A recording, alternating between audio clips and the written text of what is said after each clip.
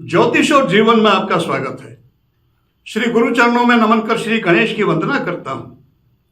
हम चर्चा कर रहे हैं षट चक्रों के ऊपर। पिछले वीडियो में हमने संक्षिप्त में मूलाधार चक्र पर चर्चा की। आज के वीडियो में स्वाधिष्ठान चक्र पर चर्चा करते हैं।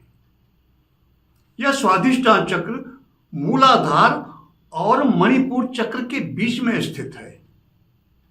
जल तत्व है इस चक्र का, रस इसका गुण है।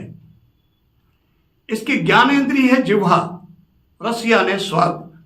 स्वाद का अनुभव जीभ से होता है और कामेंद्रियां स्त्री और पुरुष दोनों में वो इस चक्र की कर्मेंद्रियां हैं।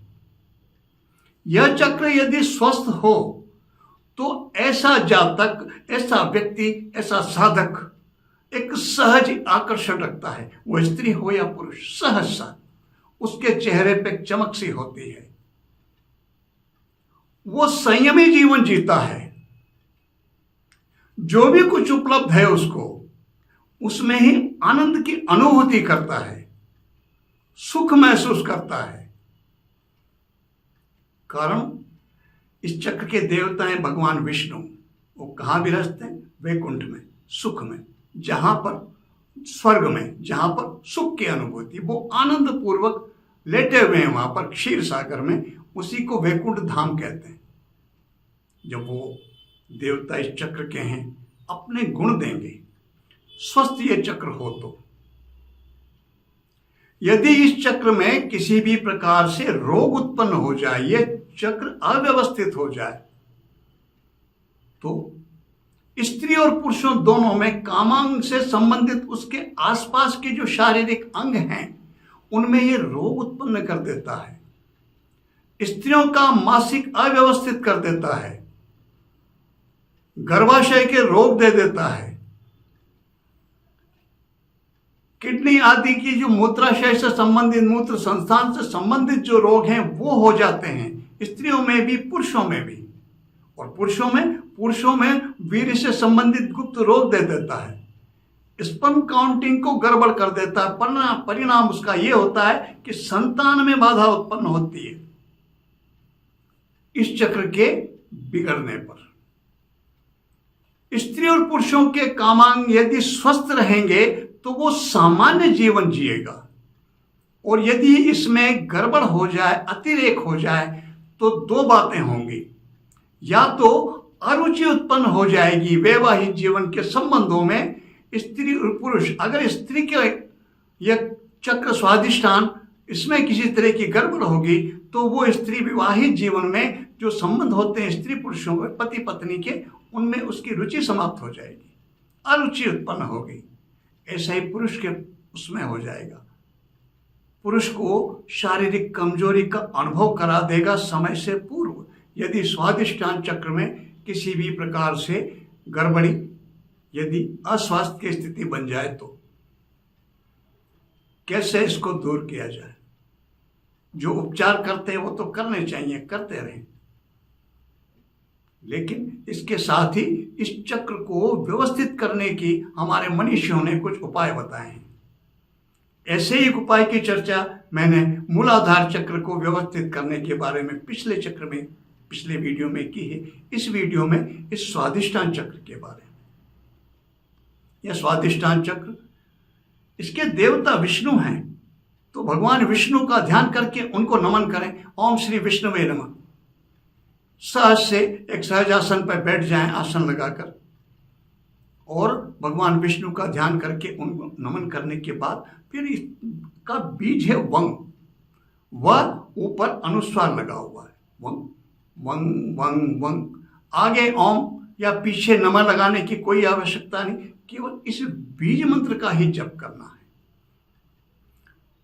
बीज मंत्र का जप करने के 5-10 मिनट करने के बाद में फिर जल गायत्री का जप करना है 15 से 20 मिनट।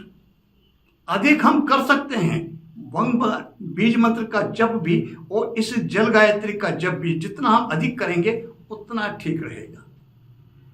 और जल गायत्री है ओम जल बिंबाय विद्महे नील पुरुषाय धीमहि तन्ना सत्वम अम्बु प्रचोदयात्। ओम नमो नमः। यह जल गायत्री, इसका 15-20 मिनट जब हम धीरे बोल के भी कर सकते हैं, जिसे उपांशु बोलते हैं, वह भी कर सकते हैं, और मानसिक मन में भी कर सकते हैं।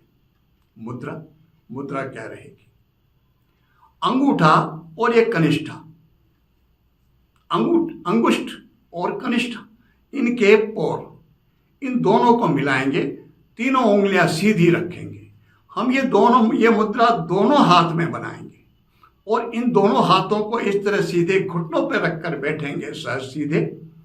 रीढ़ की हड्डी सीधी रहनी चाहिए और हम बीज मंत्र वंग का जप करने के बाद 15-20 मिनट इस जल गायत्री का जप करेंगे। माला की आवश्यकता नहीं है तो गिनती की आवश्यकता नहीं है, हमें समय देना है। वंग बीज को कम से कम 5 से 10 मिनट, और ये जो जल गायत्री है इसको 15 से 20 मिनट। यह एक। दूसरी बात, हमारे शरीर में अधिकांश मात्रा जल की है, जल ही जीवन है, तो स्वाभाविक रूप से हम थोड़ा सा जब उनकी स्तुति कर रहे हैं, उनकी कृपा चाहिए, तो जल के उस जो यथोचित सम्मान हमें देना चाहिए वो हम दें। व्यर्थ का जल नष्ट न करें, बिगाड़े नहीं। जितना पी सकते हैं उतना ही गिलास में लें, थोड़ा सा झूठा करके फेंके नहीं। पांव से स्पर्श नहीं करें जल के भरे पात्र को। जल को देवता के समान सम्मान हम देना प्रारंभ करें। करना चाहिए हमेशा, ये कमी हो तभी हम करें ऐसा नहीं है, जल को सम्मान देना ही चाहिए।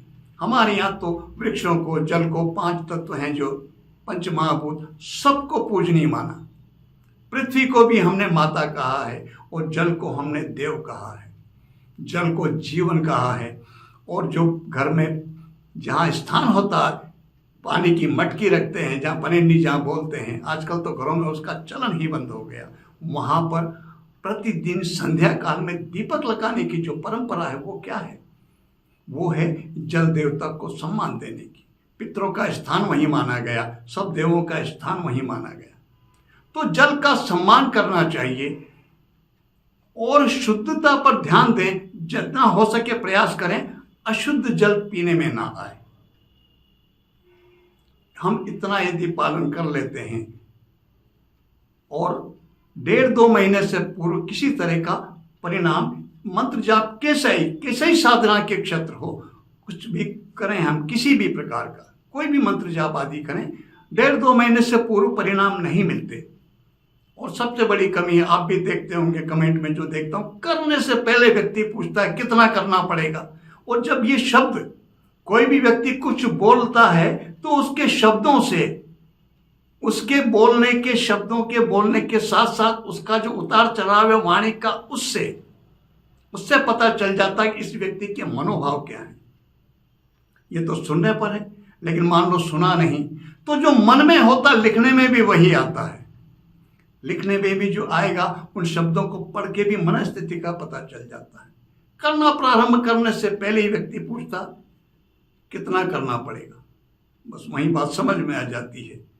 विवस्था में, तो विवस्था में किया हुआ साधना के पिछले वीडियो में मैंने यह बात बोली, इसमें भी बोल रहा हूँ। साधना के क्षेत्र, वो क्षेत्र विवस्था का नहीं है, कोई जोर जबरदस्ती नहीं कर रहा है। आवश्यकता पर हम परम पिता से, परमेश्वर से, उससे हम प्राप्त करने की कोशिश कर रहे हैं। और वो भी कैसे? केवल हाथ जोड़ के प्रार्थना, कुछ हमारा लग नहीं रहा उसमें, निःशुल्क। और फिर उसको भी हम जोर जबरदस्ती के करेंगे तो कैसे काम चलेगा? इस बात का हमें ध्यान रखना चाहिए। तो हम जीवन में यदि आनंद को अनुभव करना चाहते हैं, कई व्यक्ति देखे होंगे आपने जीवन में जिनके पास किसी बात की कोई कमी नहीं, लेकिन फिर भी वो परेशान रहते हैं, बेचैन रहते हैं, जीवन में सुख की कमी का अनुभव करते हैं। भोजन में भी यही स्थिति, कितना ही स्वादिष्ट भोजन उनको परोस दिया जाए, कितना ही अच्छा भोजन उनके करने में आए, फिर भी वो उसमें रस का, स्वाद के, आनंद की अनुभूति उनको नहीं होती। इस बात का प्रमाण है कि उनका यह स्वादिष्टान चक्र पीड़ित है। नैसर्गिक जो स्वच्छता, जो शुद्धता, जो स्वस्थता इस चक्र की होनी चाहिए वो नहीं है। वह डिस्टर्ब है, वह थोड़ी सी बिगड़ी हुई है। यदि उसको व्यवस्थित करना है तो हमें ये जल गायत्री का और इस मंत्रों से साधना करके हम स्वादिष्टान चक्र को व्यवस्थित और स्वस्थ कर सकते हैं। ये यदि स्वस्थ हो जाएगा तो स्त्रियों और पुरुषों में कामांग से संबंधित जो बीमारियां हैं, जो रोग हैं, उनमें आराम आएगा। यदि नहीं हैं तो जीवन में नहीं होंगे। स्वस्थ बनाए रखेगा ये। और इस अनुष्ठान, इसका स्वादिष्टान की, इसकी उपासना लंबे समय तक करने वाले व्यक्ति की ऊर्जा स्वतः ऊपर उठती है, क्योंकि उसका जीवन बड़ा व्यवस्थित, संयमित हो जाता है। वासना की तरफ अंधी दौड़, जरूरत अधिक से, आवश्यकता से अधिक की दौड़ वो बंद हो जाती है। और जब ऊर्जा ऊपर की ओर उठती है तो उस जीवन के प्रत्येक भाग को संवारती जाती है। ऊर्जा का सदुपयोग वही जीवन में, आर्थिक जीवन हो, भौतिक जीवन हो या आध्यात्मिक जीवन हो, ऊर्जा ही उसको लाभ पहुंचाती है, उपलब्धि देती है, सफलता देती है। और स्वादिष्टान चक्र का स्वस्थ होना ऊर्जा के व्यय को रोक देता है। इसलिए स्वादिष्टान चक्र की बहुत महत्ता है। जल देवता आप सब पर कृपा करें, आप सबके जीवन को स्वास्थ्य प्रदान करें। इसी प्रार्थना के साथ मैं आप सबको नमन करता हूं। नमस्कार।